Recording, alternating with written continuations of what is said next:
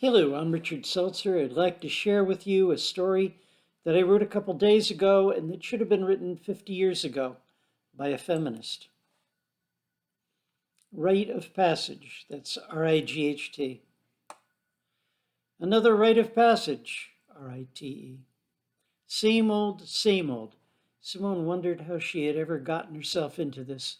Blame Margaret Mead, blame Ruth Benedict, blame her namesake, Simone de Beauvoir, anthropology and the roots of feminism, find and record cultures with diverse female roles, but all too often it came down to little more than this, a description of some remote tribe's coming-of-age ceremony for young girls, and this tribe wouldn't let her record either sight or sound. No laptop either, because laptops have video and audio built in, just handwritten notes. Who would care about this one ceremony among thousands of others? And even if she witnessed something unique, who would believe her account without firm evidence? At least she had an educated English-speaking native to explain it to her. Her father was an American anthropologist. He had taken her mother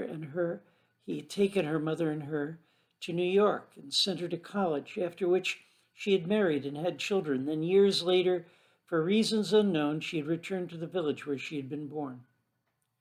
When Simone was in graduate school, she had dreamed of finding the true Amazons of the Amazon Valley, descendants of the fierce women warriors of that region, who in 1542 had battled the conquistador Francisco de Orellana, and for whom he had named the river in remembrance of the Amazon warriors of ancient times. No such luck, and certainly not here. She couldn't imagine women such as these ever taking up arms. The ceremony might take an hour, then 6 hours by helicopter back to the city, then 2 hours to turn her notes into a report. She could catch a plane back to New York in the morning, back to civilization. Another insignificant tribe checked off the ever-shrinking number of little-known cultures. Who would ever care? What a thankless job. What a wasted life. Going through this routine over and over again, writing reports that would only be read by a handful of others, spending their lives in similar futility. Yes, she was able to raise grant money for these anthropological studies on gender and aging and female identity, but she was unmarried, childless. What a waste of life, she thought. The older members of the tribe had gathered in the open circle at the center of the village, but no young girls were present, no young men either.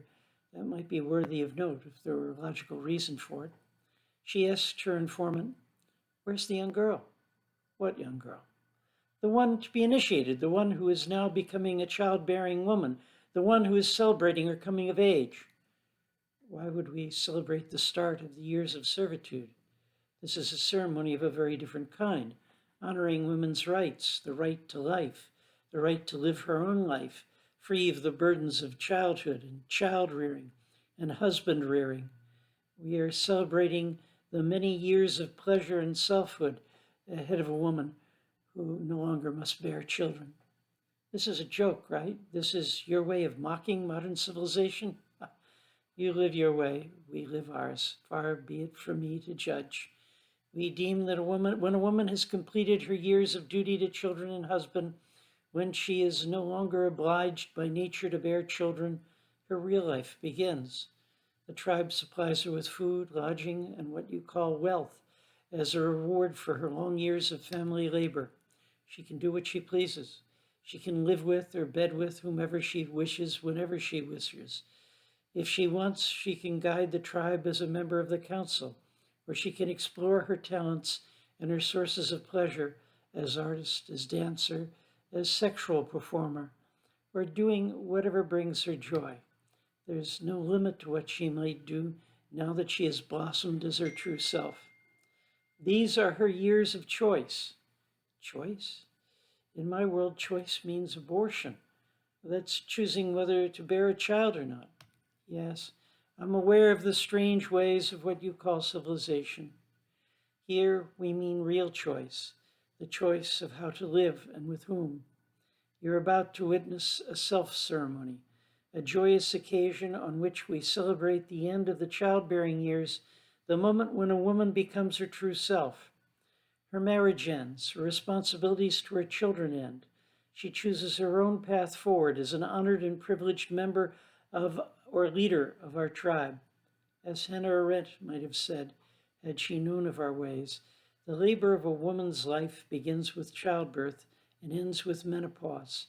Then the true work of her life, what she does for herself, begins. There is no young girl here because this is my day. This is my rite of passage. It is for this honor and this way of life that I returned here to my village. Perhaps you'd like to join us. I hope you enjoyed this story. I don't know if it'll ever be published. From first responses, I gathered that some readers didn't get the irony that Simone considers herself a feminist, but yet thinks that a woman's real life is over at menopause, and that feminists have never celebrated menopause as liberating. My name again is Richard Seltzer, as in Alka-Seltzer. My email is seltzer@seltzerbooks.com. All Things That Matter Press recently published 3 novels of mine, Parallel Lives, Beyond the Fourth Door, and Nevermind. You can find those all at Amazon as paperbacks and as ebooks. They can be read in any order. They're independent stories with overlapping theme and styles. Each presents a different view of reality, a different way of trying to make sense of the mysteries of life.